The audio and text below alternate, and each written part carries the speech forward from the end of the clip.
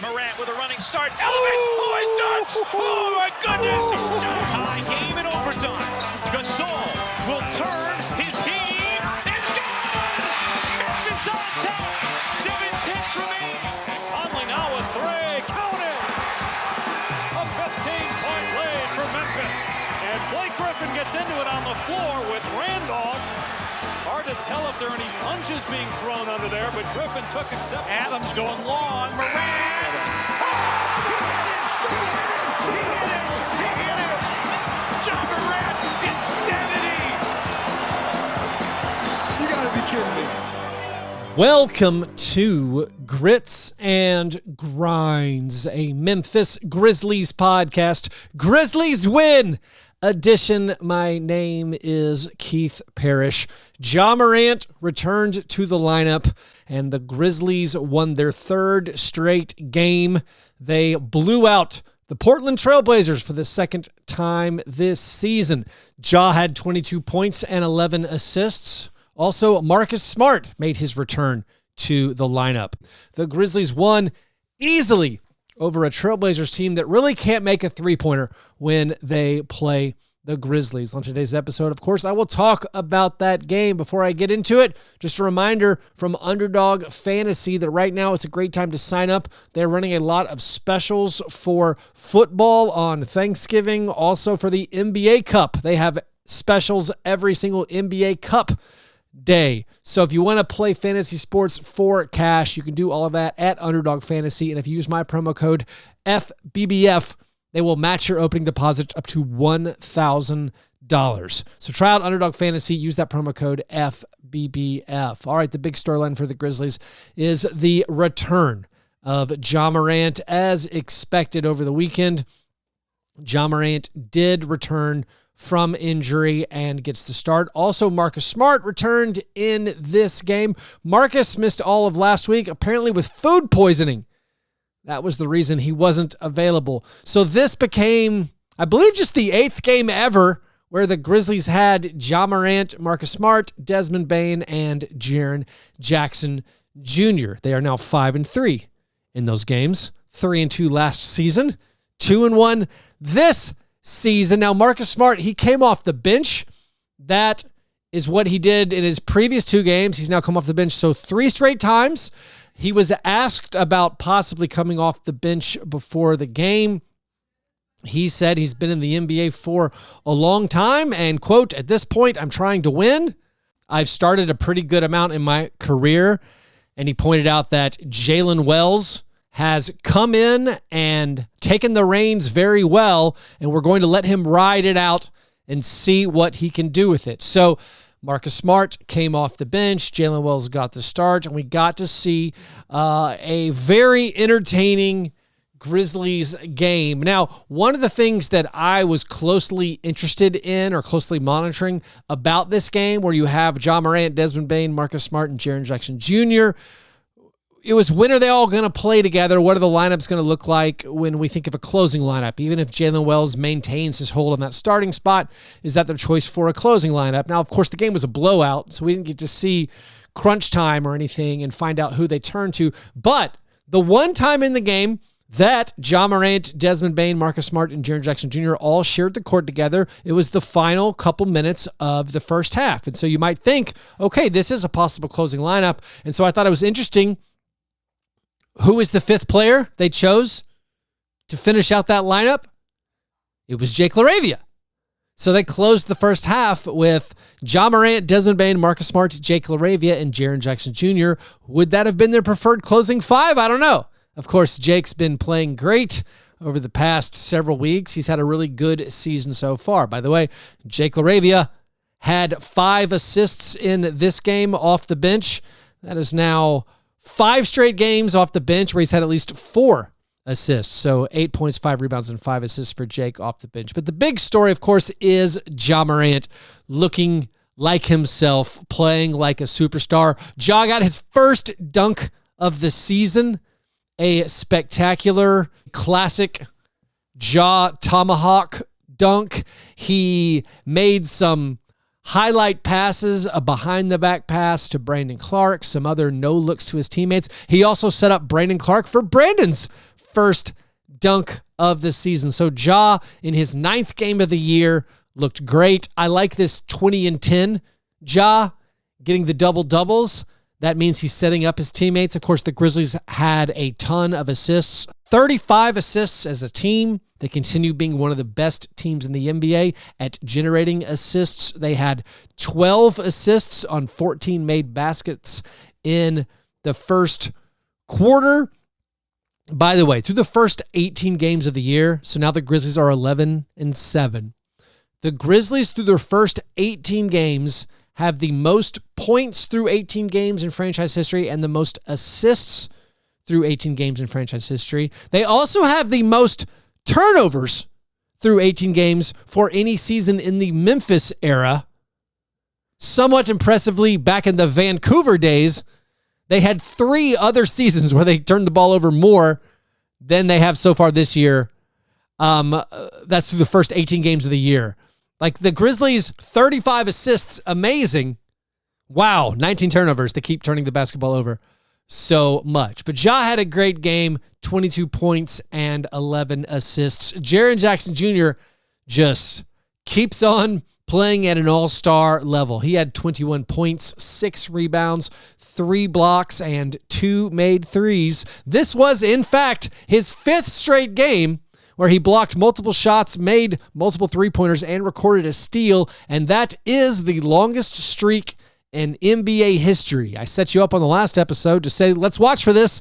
Let's see if he can pull it off. So he broke a tie with several other players who had 4 straight games doing that feat. Marc Gasol was one of them. So now Jaren is the only player in NBA history to have 5 consecutive games where he gets a steal and blocks more than 1 shot and makes more than 1 three-pointer. By the way, Victor Wembanyama can match this feat tonight.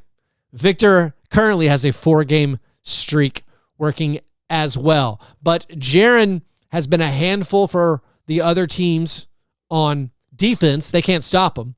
And then meanwhile, his defense, Jaren's defense, I think right now he's playing as good as ever on that end. The Grizzlies team defensive numbers right now when Jaren's on the court, they're elite, but the on-off numbers are staggering. The Grizzlies defense improves by 14 points per 100 possessions when Jaren is on the court. Those 3 blocked shots from Jaren contributed to a team high total or a season high total of 13 blocked shots that matches their season high. They also blocked 13 shots the last time they played the Trailblazers. Now, this Trailblazers team, they're not that good, and they were shorthanded, and they got more shorthanded as the game went on. When Robert Williams didn't return for the second half, and then Jeremy Grant left the game, it basically was a wrap at that point. I mean, I think the Grizzlies were going to win anyways, but once that happened, you're like, this is going to be an ugly blowout. And it was indeed an ugly blowout. And a lot of that's because the Trailblazers can't make three-pointers. The Trailblazers have had their 2 worst three-point shooting games of the year against the Grizzlies. They're not a good three-point shooting team, period. But against the Grizzlies, they put up just horrific numbers. They were 8 for 46 on three-pointers against the Grizzlies. That's unbelievably bad. But it's not as bad as they were the last time they played the Grizzlies, where the Grizzlies won by 45. Last time, they were 4 for 42. So that's now 12 for 88 on three-pointers for the Blazers the last 2 times they've played the Grizzlies. That's 13%. And that's on massive volume. You will never win shooting that many missed three-pointers. So I guess bad luck's a little bit of bad shooting luck for the Trailblazers. Those are some really horrible numbers. Now, Desmond Bane, he's the other member of the Big Three. Desmond had kind of a quiet game. He has not found his footing yet. I mean, Ja immediately comes back in. Looks like he doesn't miss a beat. Jaren's been great all season. Desmond's been up and down, and recently hasn't had that much individual success. Now, the team is winning, and that's all that matters. This is the 3rd straight win. This is the 2nd time this season they've had 3 straight wins. They've won 4 out of 5. So they're getting the wins, but right now Desmond doesn't look totally in sync. He had just 8 points, only got 8 shot attempts. He did have 7 rebounds, but this is now his 6th game in the last 7 where he hasn't made more than 1 3-pointer. We expect Desmond Bane to make multiple 3-pointers a game. Hasn't been happening. Now, the one game where he did make more than 1 3-pointer, he had 5. So that's good. But since returning from injury, this is the past 6 games, he's only averaging 13 points per game. He's shooting 25% from the 3-point line, shooting 36% overall, and he's not making 3-pointers. I mean, 1 for 4, 1 for 5, 0 for 5, 5 for 11. That's great. 1 for 7, 1 for 4. For whatever reason, Desmond Bane has not quite gotten in sync offensively. Maybe with the new offense, maybe with this number of weapons on the team, it's going to be a little bit sporadic when it comes to Desmond Bane's individual offense. Maybe he's still suffering a little bit. Maybe he's not totally healthy. But right now, he hasn't totally clicked in. And you just think about the number of games. Again, I'm going back to the number of games where he doesn't make 2 3-pointers. Like last season, he had 2 games where he didn't make 2 3-pointers. He already has 7 this year. Now, probably a more apt comparison is the previous year, 2022-2023, when Ja Morant was available for most of the year. In that season, he had 18 games where he didn't make at least 2 3-pointers. Right now, in 7 of 11 games he's played this year, he hasn't hit at least 2 3-pointers. Of course, his minutes were low in this one, only 24 minutes played, but in the previous 4 or 5 games, his minutes have been pretty high, actually. So it still seems like he's not totally at least playing with the best rhythm. Hopefully that comes around. But it doesn't, I guess, matter right now as long as you keep winning in these blowout fashions. Like Ja's minutes, of course, were low with 23 minutes. One of the questions coming into the game was going to be how many minutes will Ja play in his return. Taylor Jenkins said no real minutes limitation, but they were going to be smart about it. Of course, with the blowout, none of that came into play. We'll never know how many minutes he could have gone. Everybody played low minutes. I mean, you played an 11-man rotation, and then at the end, when you cleared your bench, Conchar and Yuki Kawamura got in. Huge ovation when Kawamura and Conchar checked in. I imagined at home, watching on TV, they were cheering for Conchar.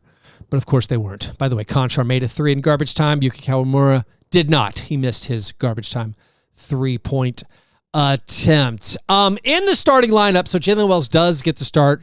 He had a low usage game, which I think is going to be good. That's going to happen when you have Ja and Desmond and Jaren. He only scored 5 points, got 4 rebounds and an assist. He was 1 out of 4 from the 3-point line. Now, Brandon Clark excelled in this game. A really strong performance from Brandon for the 2nd game in a row. He's looking really, really good out there. He had 11 points, a season-high 9 rebounds, a season-high 3 blocked shots. He had 1 blocked shot on the season coming into this game. He also got a steal in this one. He was the recipient of a few of those highlight Ja Morant assists. Right now, the team just clicks with Jaren and Brandon out there. Of course, Jaren is the cheat code, but even when Brandon's on the court without Jaren, the team has a good defense. They have a +10 net rating on the season in Brandon's minutes without Jaren. When he's with Jaren, it's closer to +17 net rating. A little bit down from where it was, but it's still very, very good. Right now, the Grizzlies are 6-2 in the games that Brandon Clark starts. Little asterisk, you could say the opposition has not been that strong. By the way, speaking of net rating, currently the Grizzlies have a +26.1 net rating whenever Ja Morant and Jaren Jackson Jr. are on the court together. That is very, very good. Now, a big notable statistic for this game is the Grizzlies pulled down 60 rebounds. When your opponent shoots 33%, there are going to be a lot of rebounds available. When you play at a high pace in a game with a lot of possessions, there's going to be more stats available, and the Grizzlies get 60 more rebounds. Santi Aldama really shined in this department. He had a career-high 17 rebounds, including a career-high 7 offensive rebounds. He did that in just 22 minutes. He also made his only 3-point attempt. Santi has 3 double-doubles now in his last 4 games. He finished this one with 13 points, 17 rebounds, and 2 assists. The bench was good, and Scottie Pippen Jr., you think it might be tough on him? He comes off this 30-point, 10-assist game, and now that Ja Morant's back, all right, thanks for everything, Scottie. You're back to the bench. But also, he was the 11th man. He was the last guy to check in. I mean, until Kawamura and Conchar got into garbage time. He was the 11th man, only played 14 minutes, had 3 points, 4 assists, and 4 rebounds. So Scottie is going to have to settle back in to a reserve role. I mean, he played fine. I'm just saying it's wild to come off a game where you started and had 30 points and 10 assists, and the next game, 10 guys get in before you do. Kennard was part of that balanced bench attack. He had 11 points, 3 assists, hit 2 3-pointers. Jay Huff, he was getting the shots up, 12 points in 19 minutes. And the Grizzlies, again, just stomp this poor Trailblazers team. By the way, the Grizzlies only play the Trailblazers one more time this year. However, an educated guess could be that the Grizzlies and Trailblazers get paired up to play again. The week of the NBA Cup, where the semifinals and all that happens, every team that doesn't make it out of group play, they're going to get 2 more games added to their schedule. And since the Grizzlies have only played the Trailblazers 3 times, and since both the Trailblazers and Grizzlies are eliminated from the NBA Cup, it seems possible the Grizzlies would pick up another game against the Trailblazers. Also, this is a similar situation with the Nuggets.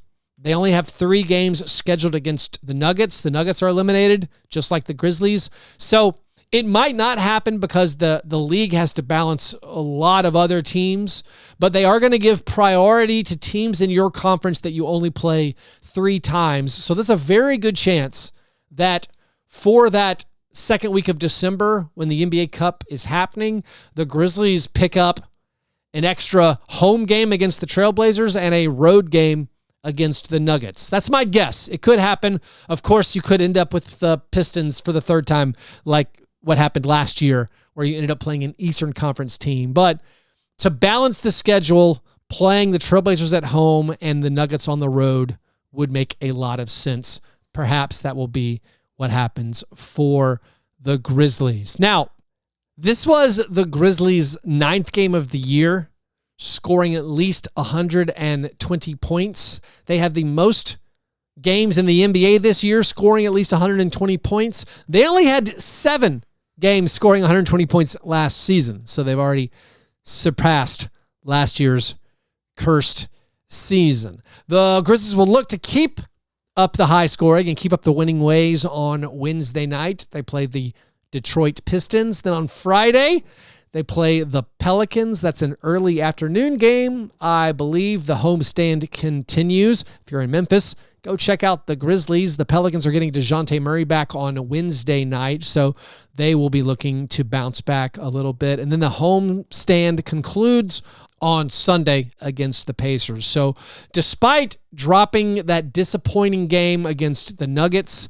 in the NBA Cup, where the Nuggets didn't have Jokic, the Grizzlies have at least rebounded with 3 consecutive wins and are climbing away from 500, which is good, being 11-7. Hopefully they win at least 2 of their next 3 games to maintain the pace in the Western Conference. And I think that's everything we need to get to for today's episode. That's all the stats that I pulled out. As an announcement, this is going to be my last episode this week. I'll be taking off some time for Thanksgiving, so I hope all you guys have a wonderful Thanksgiving season. Those of my American listeners, that is. And I'll be back early next week with a new episode of Grits and Grinds. I will have a bonus episode up this week over at patreon.com/fastbreakbreakfast. So if you want some more content from me, if you want to join my listener Slack channel, if you want to support the creation of this show, you can do that at patreon.com/fastbreakbreakfast. Anyways, hope you guys have a wonderful Thanksgiving. Have a wonderful week. I will talk to you soon. Go Grizz.